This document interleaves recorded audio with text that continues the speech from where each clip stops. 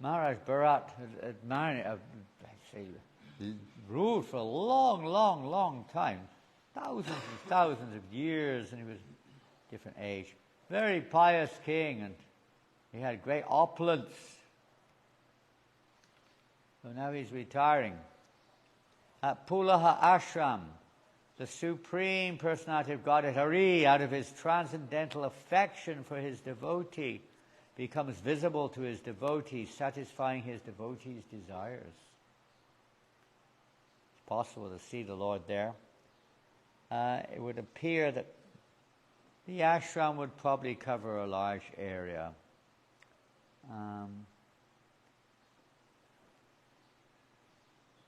Anyway, we'll leave that. We'll go on to the next verse.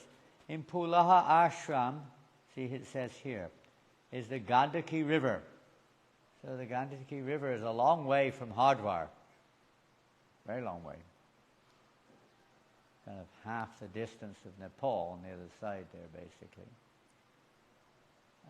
Which is the best of all rivers. The Shalagram Shila, the marble pebbles,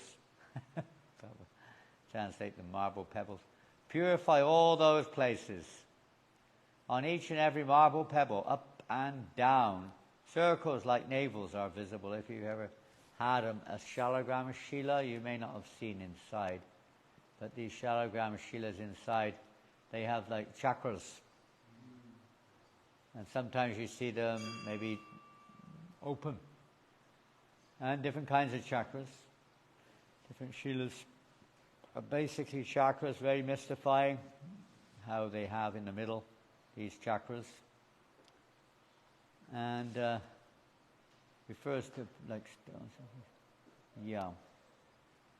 So he went to that place, and there he worshipped the Lord. Pulaha Ashram, which appears to more clearly here, is in the region of the Gandaki River in Nepal, present-day Nepal. In the gardens of Pulaha Ashram, Maharaj Bharat lived alone and collected a variety of flowers, twigs, and tulsi leaves. He also collected the water of the Gandaki River, as well as various roots, fruits, and bulbs. You just came back from the Gandaki River. I think you just bought some fruits, is it? Where are the roots and bulbs?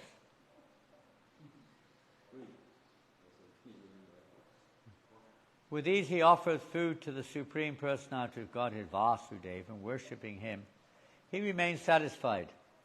In this way his heart was completely uncontaminated, and he did not have the least desire for material enjoyment.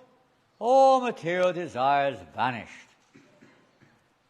He was completely absorbed in his service, simple as it was, of serving the Lord there alone in the Himalayas. In this steady position he felt full satisfaction. When one is without material desires, then one is peaceful. Because we still maintain material desires, subtle and gross, we're always disturbed. Free from desire, material desire.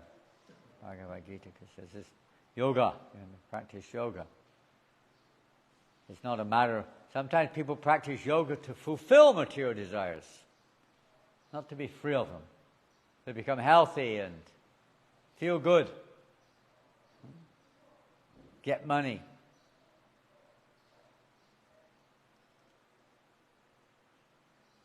He was situated in devotional service. Prabhupada says, everyone's searching after peace of mind. But this is obtainable only when one is completely freed from the desire for material sense gratification and is engaged in a devotional service of the Lord. There's no other peace of mind. Even if you want to merge into Brahman, it's still a desire separate from the Lord. Separatist desire. It's not absolute in one sense. Only when one's fully absorbed in devotional service can one, because then one is constitutionally situated. One's rightful position as the part and parcel of the Lord. We're meant to render service to the whole. Krishna is the whole. So we're meant to render him service. as stated in the Bhagavad Gita, Patram Pushpam Yo. You know this, Radha or Lakshmi? You know this verse? Did they? They may have learned it, huh? Patram Pushpam.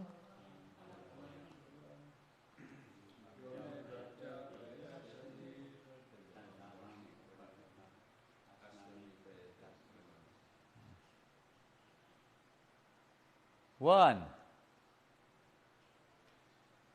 Worship of the Lord is not at all expensive. You don't even need a temple. You don't need opulent paraphernalia.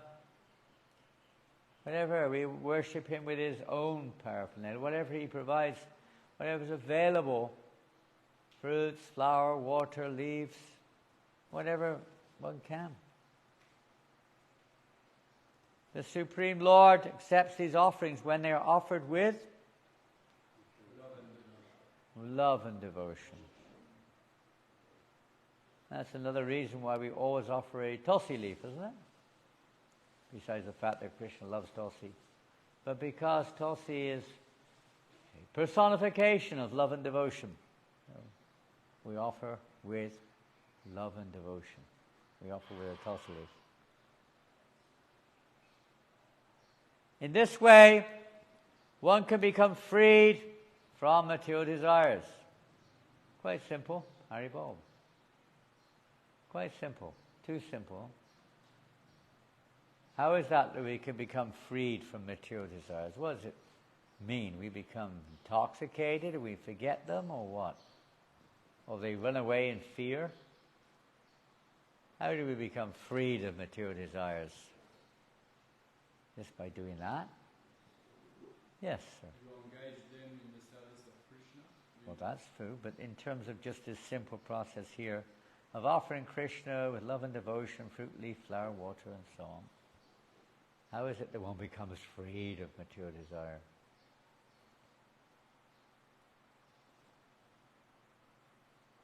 What do you think?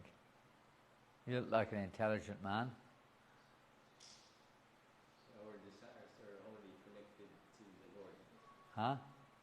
Our desires are only connected to the Well, that's the same kind of thing that Ekanath Prabhu said, more or less, which is correct. And it is correct in one sense. It's absolutely correct. Anything else? Huh? Devotee is not, we're not devotees of detachment. Pardon? Huh? simple living. Maybe that helps, but there are many people who are living simply, but that doesn't mean they have no material desire. It may help. Not it's not the cause necessarily. The desire of Krishna or Hare Krishna Krishna. Desire for what? So we follow the desire of Of Krishna? Krishna. Yeah, these are all very nice. Krishna, right? Yeah, these are very nice. It's devotional service you're definitely describing. And there's one other factor, at least maybe two. The one I'm thinking of is kind of follow on to what you've said and what you've also said. But we become free of material desire by the mercy of Krishna. There's no other way. You can do what you like. You can practice sadhana for billions of lifetimes, and still you have material desire. Hopefully you won't, but you could have, without the mercy of Krishna, who removes them from our consciousness. There's another factor. We have to have desire, will. If you don't want, as they say, you can take a buffalo to water. You can't force it to drink. Buffalo? Cow? Horse. Whatever. Why I thought of a buffalo? Well, I read the small print on that lovely yogurt made from 100% pure buffalo milk. So if I'm a bit dull this morning, you know why. Oh, Prabhupada said you could use buffalo milk to make yogurt. So it's not bad, but you think at first, made by, from dairy, it says from dairy milk, from our dairy and this and that. And then it says, in another place, made from 100% buffalo milk. I guess they classify as part of the dairy farm. So I think Krishna has buffaloes too. In Vrindavan there are buffaloes. They have their part to play. So that's why I said buffalo. So we have to desire, although Krishna's going to do his part, but we have to be willing also. He's not going to force us. Even though we may be practicing these things, offering this and that, but we still maintain material desires, subtly at least. And another factor we could say is that, let's give an example. This cup here is not quite full, but it's almost full of water. Now, if it's full of water, you can put things in and maybe knock the water out. But in principle, if it's full of water, there's no room for anything else, is there? I'll follow on to what you said, but it's a practical example. So when you fill your life up with service and thoughts related to service, maybe not directly thinking of Krishna so much, but directly thinking, Prabhupada writes, I can't remember which purport, but he says, the best way to achieve this is to always be planning how to spread Krishna consciousness, how to preach Krishna consciousness. In this way, one can conquer over the mind, all the demands of the mind, the material desires of the mind, by always thinking how to spread Krishna, or maybe thinking how to make, some nice preparations for Krishna, how to clean nicely for Krishna, how to decorate the deity, how to open, how to, whatever, somehow or another, how to increase one's service to Krishna. Not just be a machine that just mechanically goes along, just boom, boom, boom, boom, boom, but becoming conscious of how to bring more pleasure to Krishna, as you indicated, by thinking, finding out, not just thinking, but searching how to do that. Our research is always how to increase Krishna's pleasure. Where to get better flowers, where to get better fruits, whatever. Different things like that. How to keep the brass clean. If someone's got a spare minute today, or if you can find some method, the brass, I don't know if it's been cleaned for quite a long time. Maybe it's not since I was here last year. I don't know. I wasn't here last year. I haven't been here for 4 or 5 years. Hopefully it's been cleaned. I remember the last time I said the same thing. Clean the brass, amongst other things. But at least that's the simple, straightforward one. Keep Krishna's brass offerings clean. If somebody brought you your dinner on a filthy, dirty plate, would you eat it? I don't mean to eat the plate, but eat that which is on the plate. It's better to clean it, isn't it? You're very conscious. What's that dirt on the plate, You clean the plate. So, if you're going to become personal, it's Krishna. We're offering to Krishna. It should be clean, huh? What do you think? Yes or no? Good idea. Huh? Good idea. Good idea. Prabhupada said it should be so shiny you could see yourself in reflection. When you clean the brass, he said you're cleaning your heart. So it's a small thing. Just little things like this. Think of how we can make things more pleasing to Krishna, basically. And then there's no room. It's like the cup. There's no room for milk. There's only water. You can pour it in and water it down, milk it down. But in principle, there's no room. It's full of water. Another example given the opposite way round is this. Say this cup is filled with dirty water. dirty water. Are you going to drink it? If you're really dying of thirst, you may. It's like hope that at least maybe it won't poison me, but it might save me. You might, but normally you would not drink it. Now, if you take this bottle and say it's full of dirty water, put it somewhere, not on the carpet. You pour and pour and pour and pour and pour, and you keep pouring for hours on end, what will happen?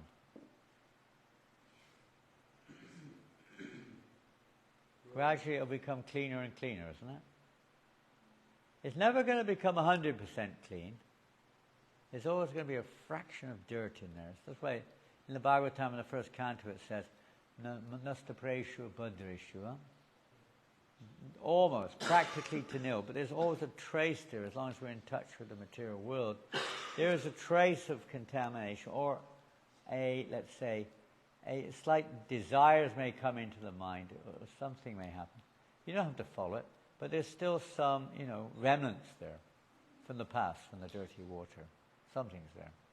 But you keep pouring the pure water in, and you don't pour any more dirty water in. I guess you could take your point of detachment there a little bit.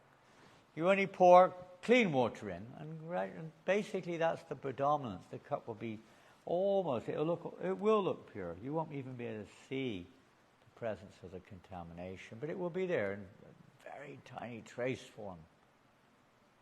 But that's okay. No, it's not okay exactly, but it is enough. You can't expect in this world to be totally, absolutely, 100% absolute, you could say. But the more we fill that cup and keep filling it, don't turn the fan back on again, so to speak. It will stop.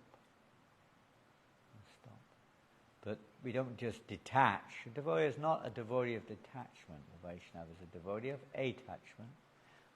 Not attachment to the material, but attachment to Krishna. In one sense, you've got two types of people in this world. One are those who are busy trying to enjoy the world, who the majority of people are in that category, at least at the moment. So they're very attached. They don't like to, give things up, really, unless they get something better, or what they have is causing so much pain, they'll give it up. But in general, they don't like to give things up. And then there's another type of person who wants to completely get rid of it altogether and deny it, and Buddhism and impersonalism and so on. More or less, that's their philosophy, detachment.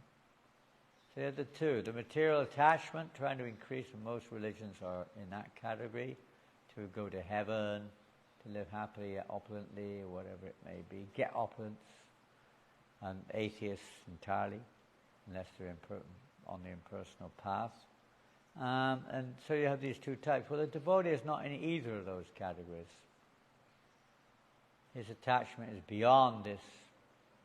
Ragadvesha vimukta is two, becoming free from all attachment and aversion, both. Because the devotee sees everything, no matter what it is, as Krishna. Krishna in the form of his energy. He sees everything in relationship with Krishna. So are you going to become detached from Krishna? No. You're still an attachment in this case to Krishna is fine. But when we say attachment, we normally mean attachment to seeing things as an object of my sense gratification. So the devotee doesn't do that. He sees everything as an object of Krishna's satisfaction or his gratification.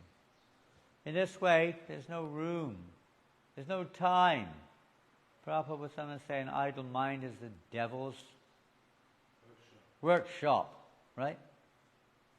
Idle mind is the devil's workshop. Because immediately, probably everyone experiences, I suppose, many times you see devotees, they're having problems, but then their mind is idle. They're not active physically much. And their mind is kind of not engaged in service. It's just like there. They might do their 16 rounds, but they're very disturbed because they're not actually engaging their minds, which is on the line which you said. So devotional service like that. As soon as one engages, in the devotional service of the Lord, his mind is purified. So Krishna purifies his pavitram. When we engage in service, Krishna purifies the mind. Then one becomes fully satisfied. And the quote there, nice verse from the first canto of Bhagavatam. I won't read that. We'll carry on to the next verse. That most exalted devotee, Maharaj Bharat, in this way engaged constantly in the devotional service of the Lord. Savaimana Krishna Padada Vindayo. There's a famous verse of Ambarish, isn't it? Ambarish Maharaj, how he engaged all of his senses, mind, everything, and fully in the service of Krishna. In this way, he became completely freed from all material affection. Ultimately went back to Godhead. Naturally, his love for Vasudeva Krishna increased more and melted his heart. Heart becomes soft as he became attached. He's at the Ashakti stage. At the Ashakti stage means when one is fully attached to Krishna, and one has already gone past the Anartha stage, past the Nishta stage. But that's still, Nishta is always there as a foundation to one's devotion, but it's not just one's steady. One's actually developed firm attachment to Krishna, strong attachment to the Lord, which supersedes all other attachments by far and away. So he was then, his heart's becoming melted by the practice of devotional service. He's basically speaking, tasting some ecstasies in devotional service. Consequently, he gradually lost all attachment, even for regulative duties.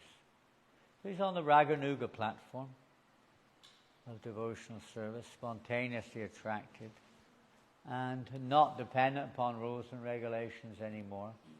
May follow, may not. The attachment for Krishna is so strong that he acts spontaneously. The hairs on his body stood on end, so we can see he's experiencing some of the symptoms of ecstasy. And all the ecstatic body symptoms were manifest. Tears flowed from his eyes, so much so that he could not see anything. Thus he constantly meditated on the reddish lotus feet of the Lord. At that time, his heart, which was like a lake, was filled with the water of ecstatic love.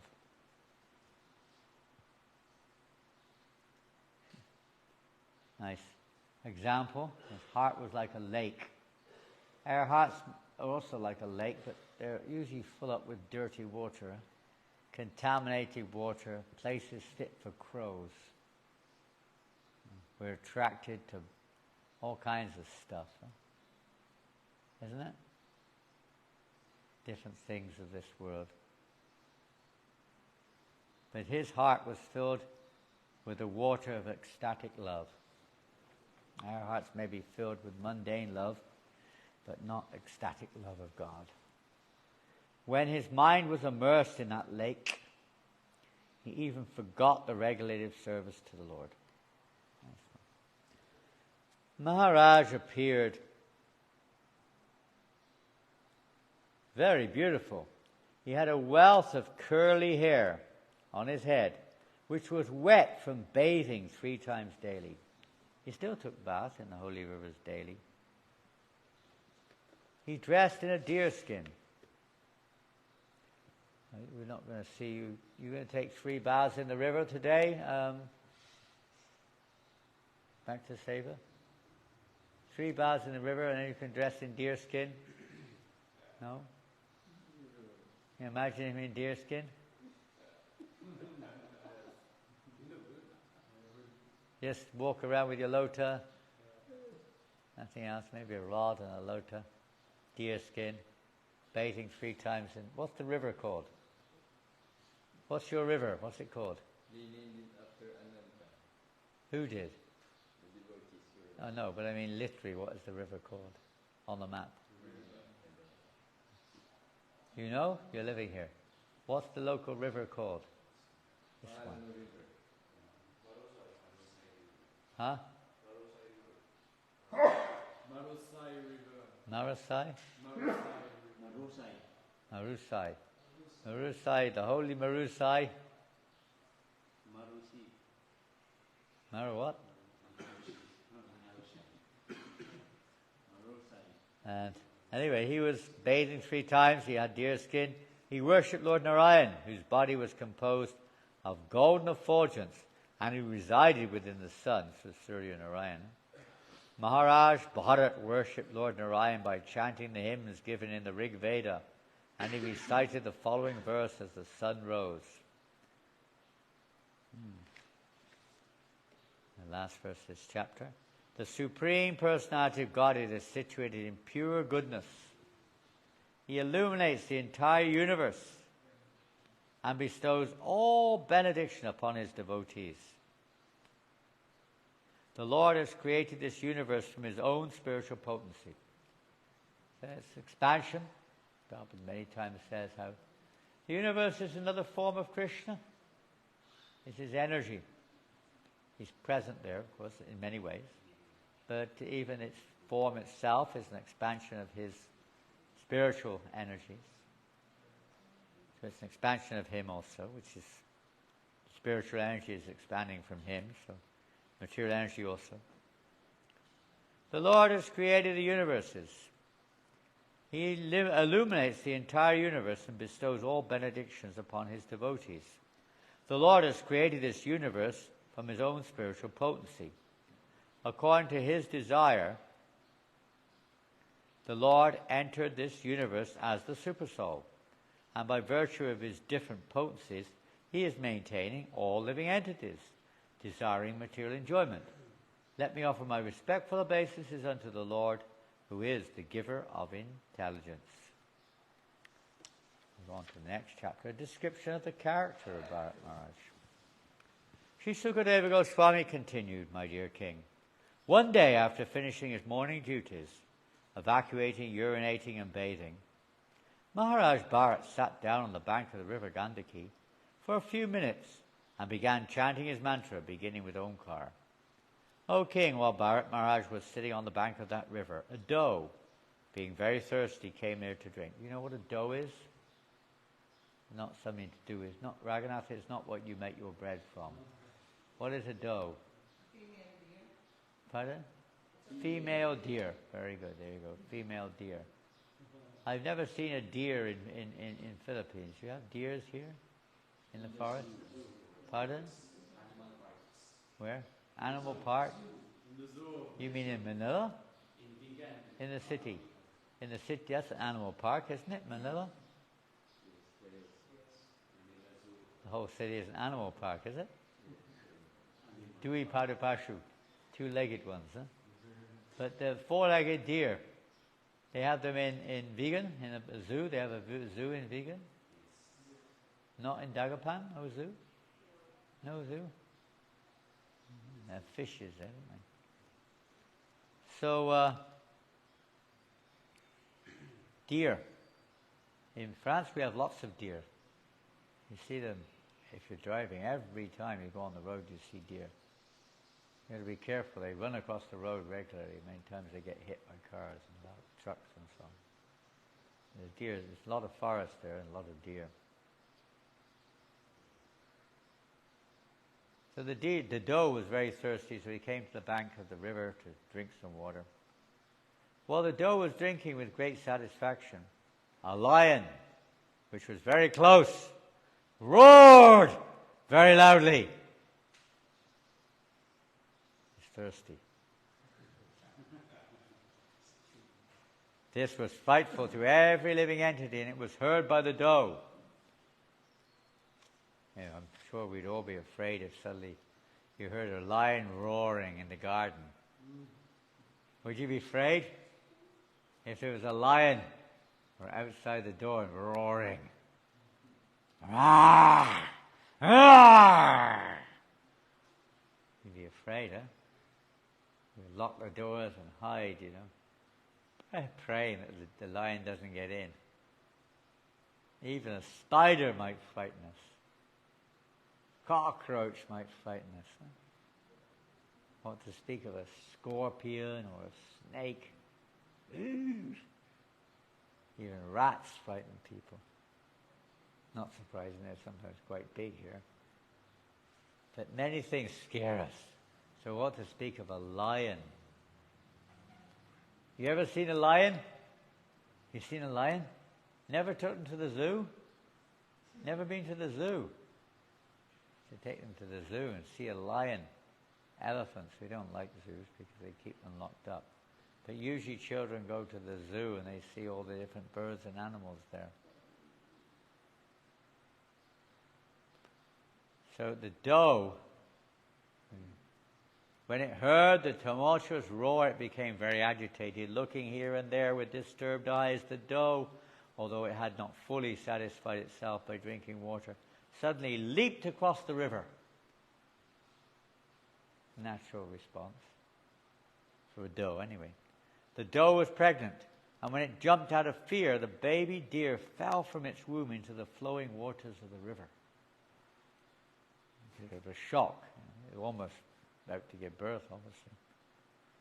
Being separated from its flock and distressed by its miscarriage, the black doe, having crossed the river, was very much distressed. Indeed, it fell down in a cave and died immediately. Very sad story. The great King Bharat, while sitting on the bank of the river, saw the small deer bereft of its mother floating down the river. Seeing this, he felt great compassion. Like a sincere friend, he lifted the infant deer from the waves, and knowing it to be motherless, brought it to his ashram.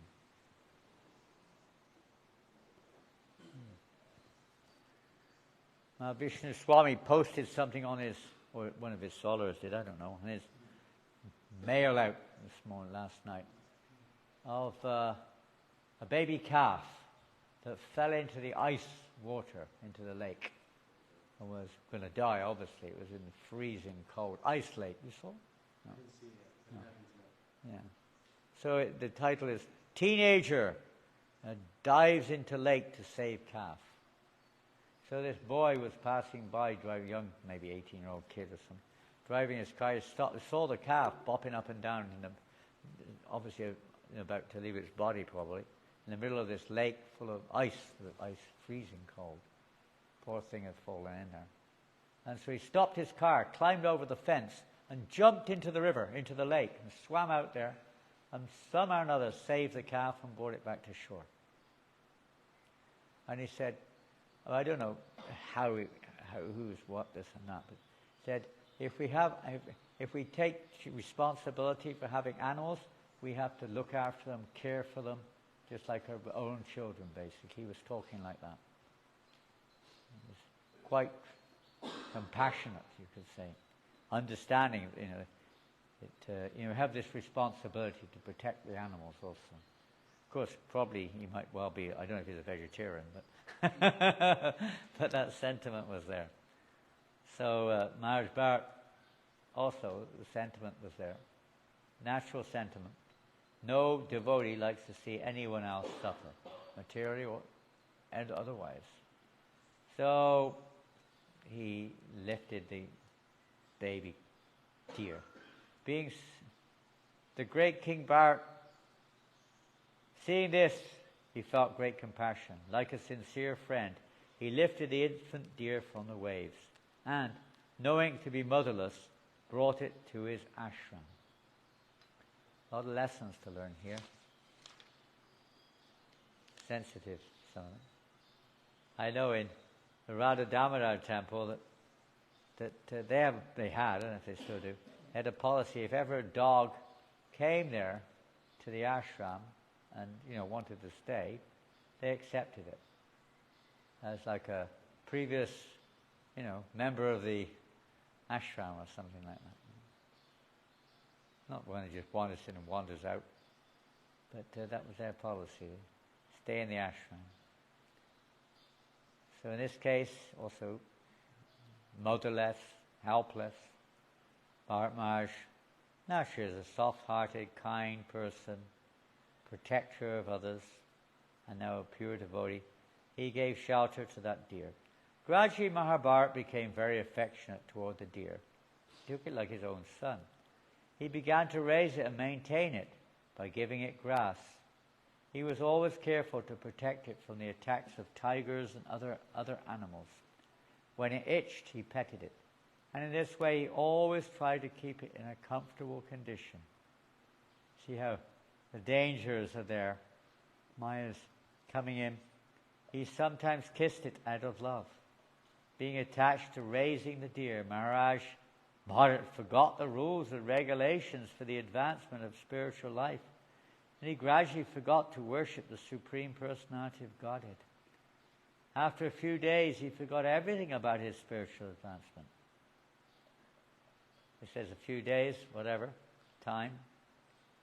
So there's a warning there. We become absorbed in something and lose our everything, our enthusiasm, our attraction towards devotional service can be lost when we become overly attached to anything in this world.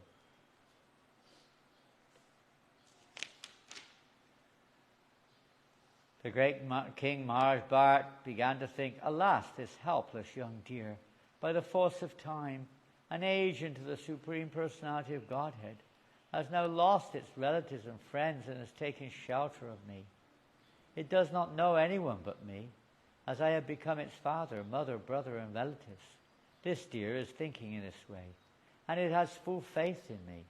It does not know anyone but me. Therefore I should not be envious and think that for the deer my own welfare will be destroyed. I should certainly raise, protect, gratify, and fondle it. When it has taken shelter with me, how can I neglect it? Even though the deer is disturbing my spiritual life, I realize that a helpless person who has taken shelter cannot be neglected. That would be a great thought. Many times devotees, they get, any of us, let's say, sidetracked by the mode of goodness and try to be philanthropists, goody-goodies, whatever you want to call it, in the eyes of the public, and forget the real, let's say, the real welfare work, the real essence of our lives to become Krishna conscious.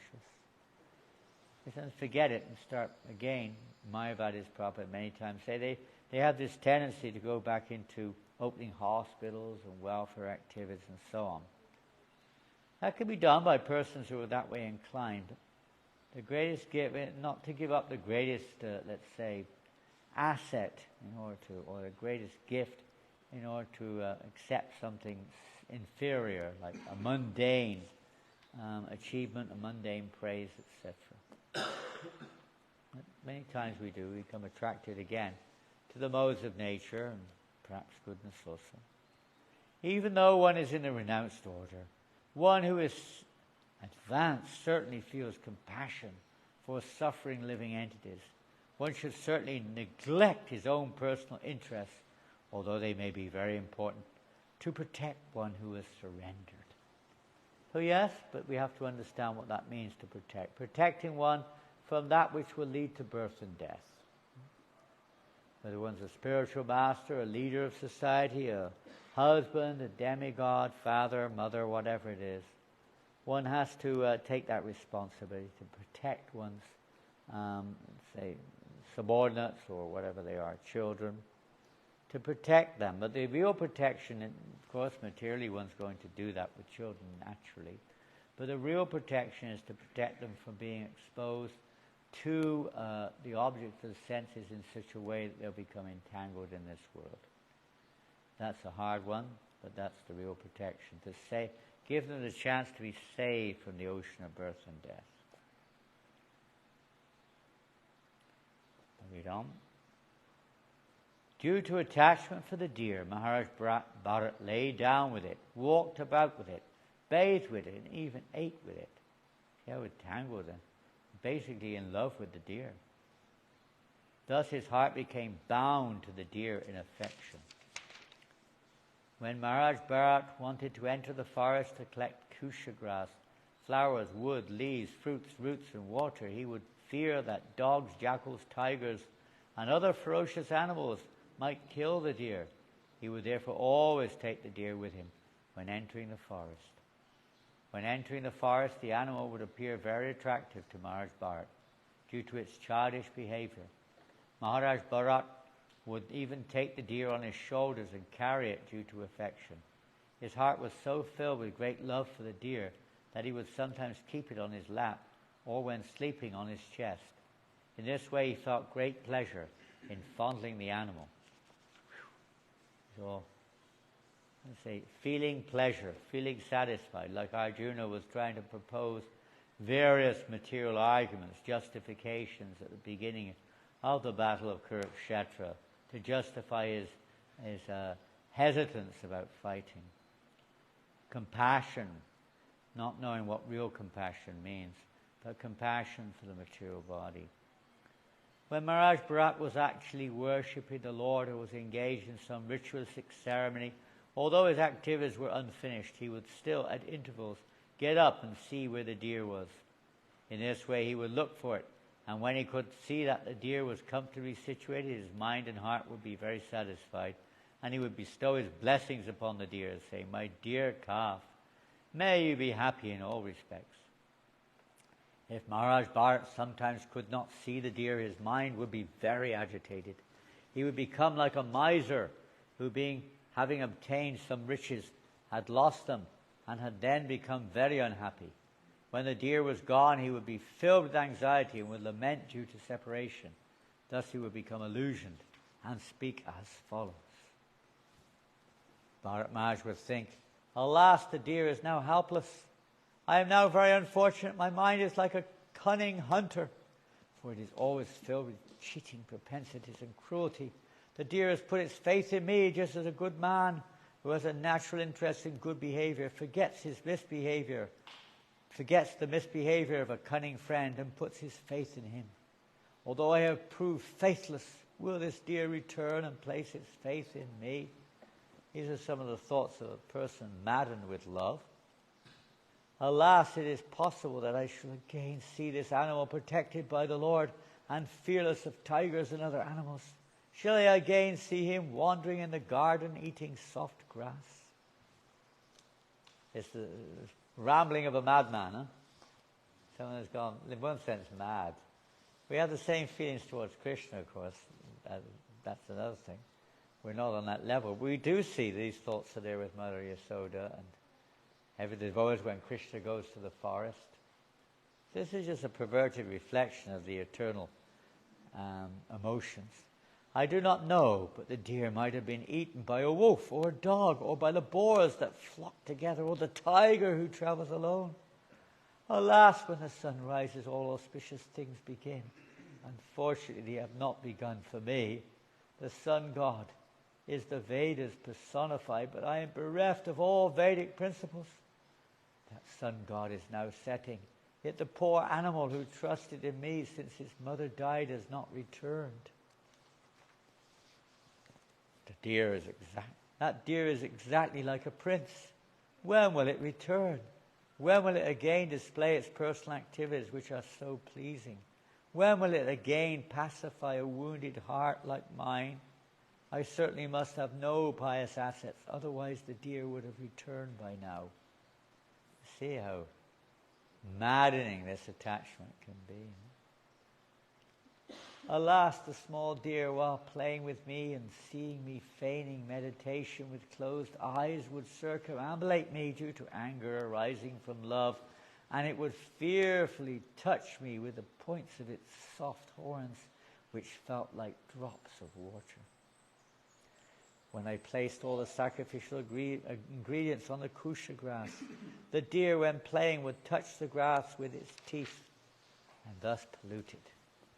When I chastised the deer by pushing it away, it would immediately become fearful and sit down motionless, exactly like the son of a saintly person.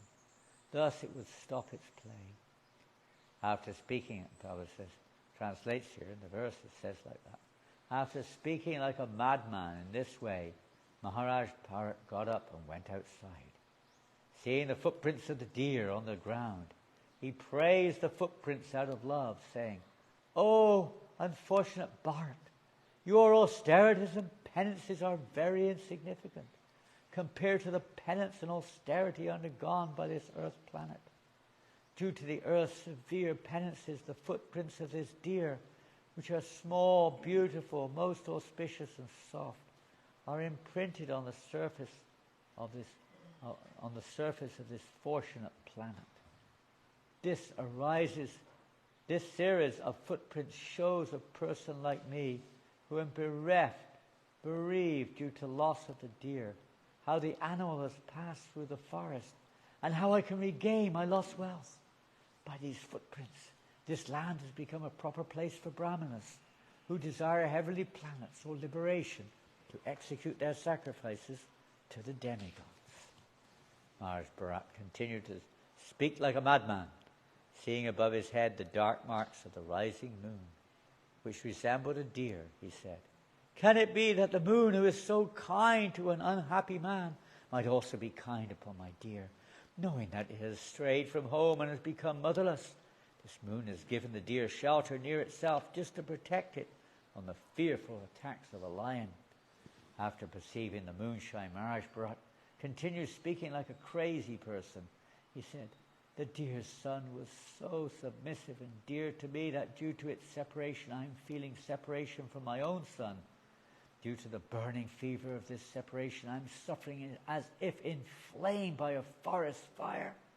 My heart, which is like the lily of the land, is now burning. Seeing me so distressed, the moon is certainly splashing its shining nectar upon me, just as a friend throws water on another friend who has a high fever. In this way, the moon is bringing me happiness.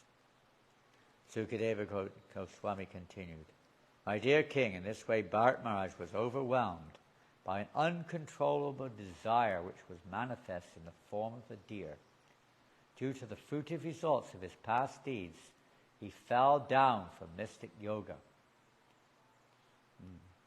So there was still sometimes we see this, and there's always a history behind it, that great devotees, be it Bharat Maharaj or others, fall down from their path of pure devotional service due to something from the past which had not been cleared up, like criticizing a Vaishnava and not actually, let's say, taking the correct path to be released from the effect of these type of activities. Sometimes it's like that, it catches up on one eventually. Due to the fruitive, if it were not due to his past fruitive activities, how could he have been attracted to the deer after giving up the association of his own son and family? Considering them stumbling blocks on the path of spiritual life, how could he show such uncontrollable affection for a deer? This was definitely due to his past karma. The king was so engrossed in patting and maintaining the deer that he fell down from his spiritual activity. In due course of time, insurmountable death, which is compared to a venomous snake that enters the hole the hole created by a mouse, situated itself before him. So there's a very instructive purport here. Normally this would be the case, karma, past fruitive activities. As will be seen in later verses, Bharat Maharaj at the time of death would be forced to accept the body of a deer due to his attraction for the deer. In this regard, a question may be raised. How can a devotee be affected by his past misconduct and vicious activity? In Brahma Samhita it said, Karmani nirdahati kintu cha bhakti bhajam. For those engaged in devotional service, bhakti bhajan, the results of past deeds are indemnified. That means they're removed, cleared away. According to this, Bharat Maharaj could not be punished for his past misdeeds. The conclusion must be that Maharaj Bharat purposely became over-addicted to the deer and neglected his spiritual advancement. That word can be taken in different ways. It could be taken from the point of view of material purposefulness, he actually wanted, or it could be taken as Arjuna, for instance, purposely took the role of a conditioned soul and behaved like a madman also at the beginning of the Bhagavad Gita to reject his duty to challenge Krishna and so on. So either way, and there's another reason too. To immediately rectify his mistake,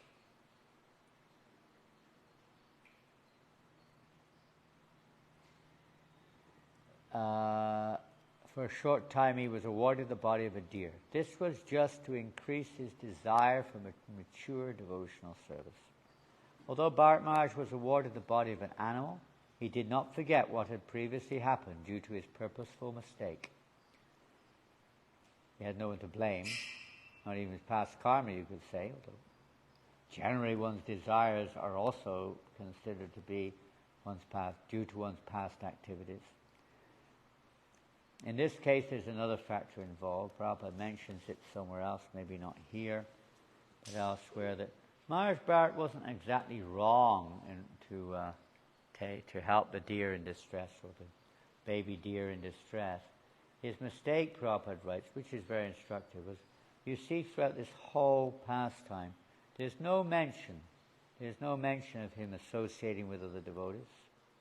There's no mention of him taking instruction from a spiritual master, nothing. The Prabhupada says that was his mistake. He didn't take advice what to do now from a spiritual master. That was his mistake. There's another factor involved here. This is all orchestrated by the Lord. The Lord's hand is working here, even to cover Maharaj Bharat by forgetfulness. Sometimes, for the service of the Lord, his devotees take various roles. And the Lord places them in different situations for various purposes. So Maharaj Bharat appears to be purposely engaged in fondling the deer, becoming attached to the deer, but behind it all is the will of the Lord to unfold this pastime, a very instructive pastime for one and all. At the time of death, the king saw the deer was sitting by his side, exactly like his own son, and was lamenting his death.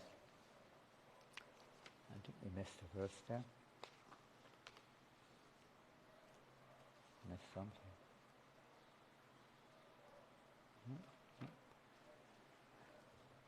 Actually, the mind of the king was absorbed in the body of the deer, and consequently, like those bereft of Krishna consciousness, he left the world, the deer and his material body, and acquired the body of a deer. However, there was one advantage. Although he lost his human body and received the body of a deer, he did not forget the incidents of his past life. There's no loss. Vasudhamam Chadranam Bhajam Harer. Listening to Prabhupada lecture on this verse this morning, actually. How, even if one does fall down from devotional service, there is no loss. Whatever advancement one's made, whatever advancement we make is never lost. It may be temporarily, you could say, shadowed, covered by a shadow, and one becomes a little materially absorbed. But the effects of one's contact with devotional service are never lost. So Bharat Maharaj, having a great devotee of the Lord, and for whatever reason it is, became perplexed, overwhelmed by affection for the deer, left his body, whatever one thinks of at the time of death, that one attains without a fail, as Krishna says, that state one attains. So his state of consciousness was attachment to the deer, so he was meditating on the deer. So similarly, if we meditate on, not we become Krishna, but we meditate on Krishna, we can become Krishna's unalloyed servants. The whole pastime is to remind us the importance of association, the importance of taking guidance when in a perplexed situation, the importance of cultivating pure devotional service, not mixed, but pure devotional service. So many factors are there, and the dangers of which will be there. Krishna will test us, placing various objects of satisfaction in front of us, or something material, and testing us to see to whom are we attached. So many lessons are learned there, and we'll finish there on that verse. of Bharat, Maharaj Bharat, taking birth as a deer. Actually, there's only 2 more verses, I'll finish them. In the body of a deer, Maharaj Bharat began to lament. What misfortune! I have fallen from the path of the self-realized. I gave up my real son's wife and home to advance in spiritual life, and I took shelter in a solitary holy place in the forest. I became self-controlled, self-realized, and I engaged constantly in devotional service, hearing, thinking, chanting, worshipping, and remembering the Supreme Personality of Godhead Vasudeva. I was successful in my attempt, so much so that my mind was always absorbed in devotional service. However, due to my personal foolishness, my mind again became attached, this time to a deer. Now I have obtained the body of a deer and have fallen far from my devotional practices. Although Maharaj Bharat received the body of a deer, by constant repentance, he became completely detached from all material things. He did not disclose these things to anyone, but he left his mother deer in a place known as Kalanjara Mountain, where he was born. He again went to the forest of Shalagram and to the ashram of Pulastya and Pulaha. Remaining in that ashram, the great King Bharat Maharaj was now very careful not to fall victim to bad association. Without disclosing his past to anyone, he remained in the ashram and ate dry leaves only. He was not exactly alone, for he had the association of the Supersoul. In this way he waited for death in the body of a deer. Bathing in that holy place, he finally gave up that body. Jai Ventraj Srimad Bhagavatam Ki Jai. So be careful. Other Sobari Muni became attached to a fish. Be careful.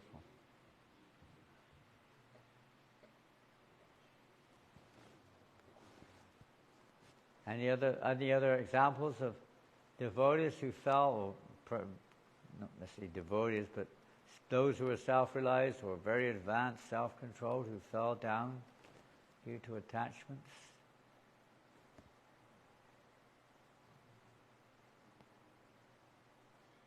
What about Vishvamitra Muni? He wasn't a pure devotee, you could say, but he was 60,000 years of meditation. He was a very advanced yogi. And he fell down. Huh?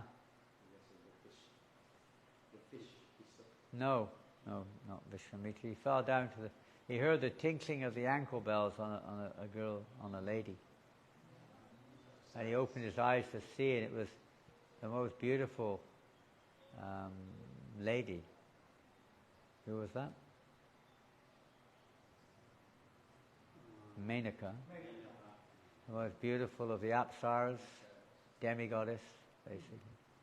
And he couldn't control his senses. He was enticed.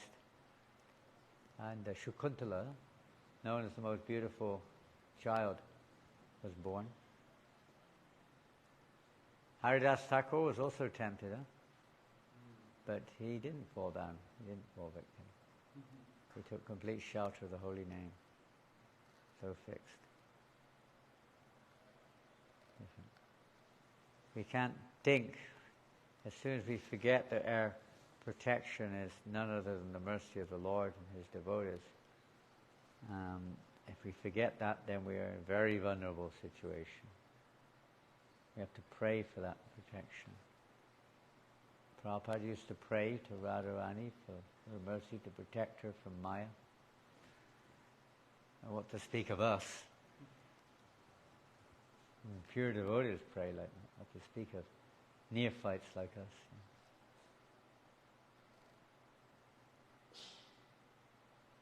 We may pray to the Lord to protect me from this devotee over there I don't like. Please protect me from them. Please protect me from COVID. Right? We may pray like that. Bodily platform of life. Selfish platform. Jai Srila Prabhupada Ki Jai. Hare Krishna. Thank you all very much. I have one question. Yes, Coco. Yeah, I was just wondering about the case of Haridas Thakur, and you mentioned about that rishi. Haridas Thakur was chanting the Hare Krishna mantra and then converted that prostitute into Huh? become a pure devotee. Yeah, he gave her Krishna prema. Yes. So I was still wondering why is because he was chanting and he was like not pure devotee compared to the other like a yogi was living in spite of being advanced and then it was Yeah, well, there are some visible differences, and there are some internal differences. Visible differences where we see here that Maharaj Bharat is engaged, although he's spontaneous, he's still engaged in various things, chanting the Rig Veda, collecting wood for sacrificial. He's still, there's some, appears to be, it's a different age, so these activities were commonplace. But some kind of regulation, some kind of attachment was there to ritualistic, you could say, services of some kind. Externally, because in neither case you could say did they have association of others very much, if at all. But still, some externals there was.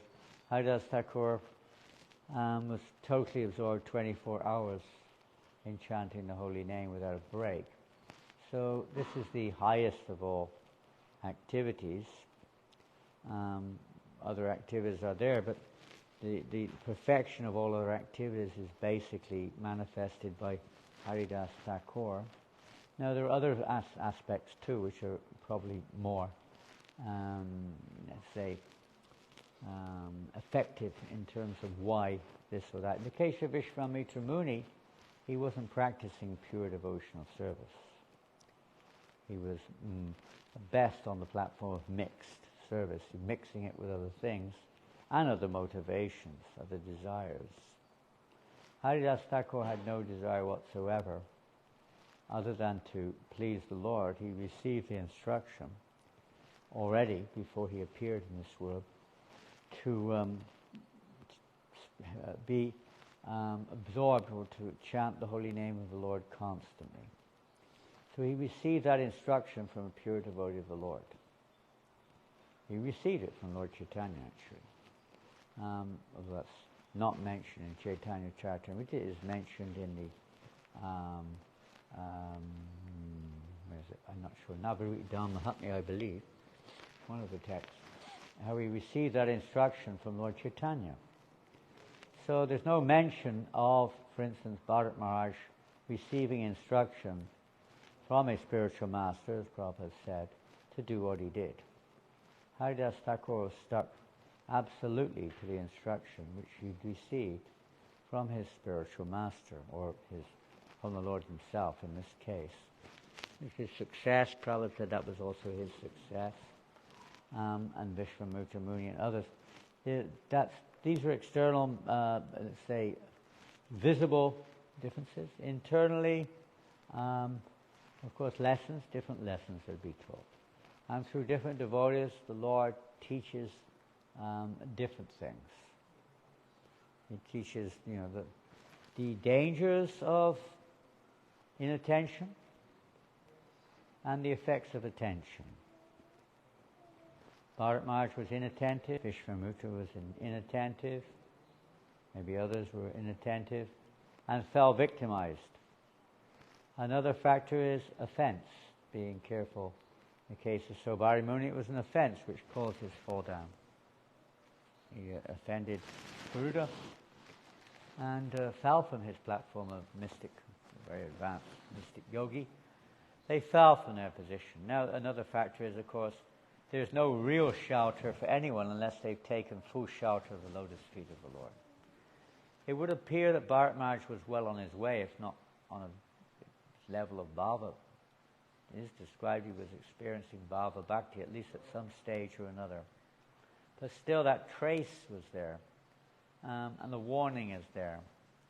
The case of many others, they're not in the same. But Haridas Thakur was completely fixed in his order that he'd been given, the direction he'd been given, and the highest direction of all, taking complete shelter of the holy name. You don't exactly take shelter of the Rig Veda, or take shelter of fire yajnas, or take shelter of living in a holy place. You can do that, but that's not enough. One takes shelter of Krishna.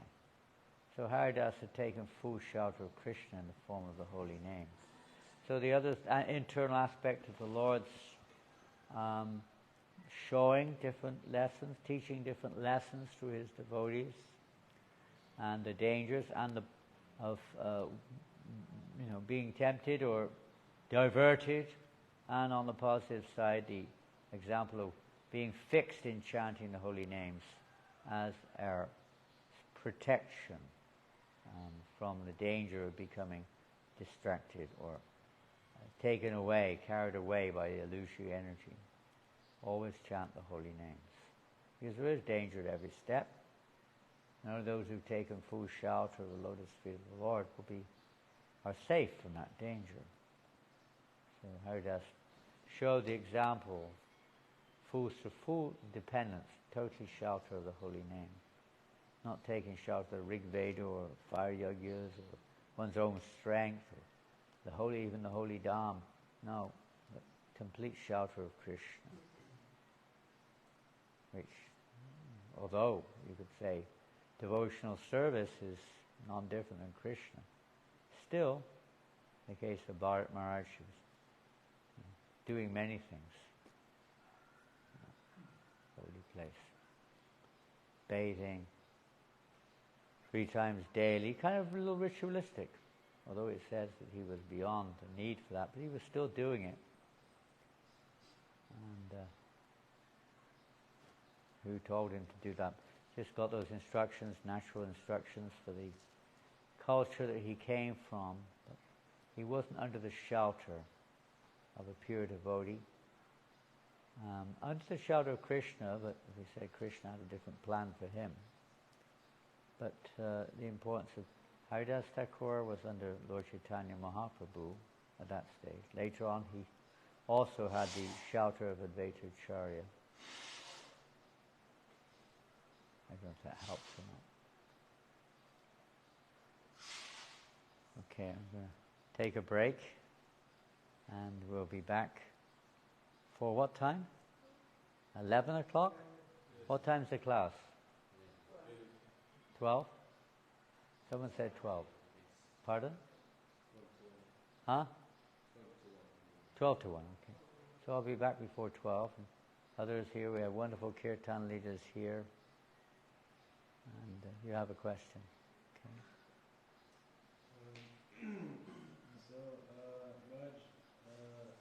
Bharat Maharaj, he became attracted to the deer, and then he started to show his symptoms of carrying it and playing with it.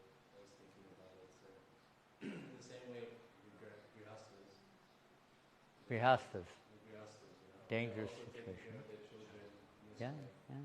So how is it that they can develop, perform the duty without? Well, there's a way of doing it, of course. Prabhupada says, he writes it, actually. Bharat Maharaj wasn't entirely wrong in giving shelter to deer, but he just did it in the wrong way. He didn't consult a spiritual master. So if grihastas or brahmacharis, anyone come to that, follow the right way to do it, then it won't be a cause of such distraction. Well, it will be distraction, but it won't be a cause of fall down. Naturally, a parent's going to fondle their child, give affection to the wife and husband and so on. It's natural. It's expected. But if they follow the principles, because it's a bona fide thing, authorized, getting married, having children is very much a part of human culture, is a part of the Vedic culture. There's many directions for that. So if you follow those directions, it will not be a cause of fall down. There's not really any particular direction of fondling a deer for a human being, at least. Deer is another thing, but there's no religious principle involved there particularly. Nothing to follow. It's a matter of maybe inquiring from a self-realized soul or a spiritual master what I should do in this particular case, and if we follow the authority, then one is protected. The Bharat Maharaj didn't follow any authority whatsoever.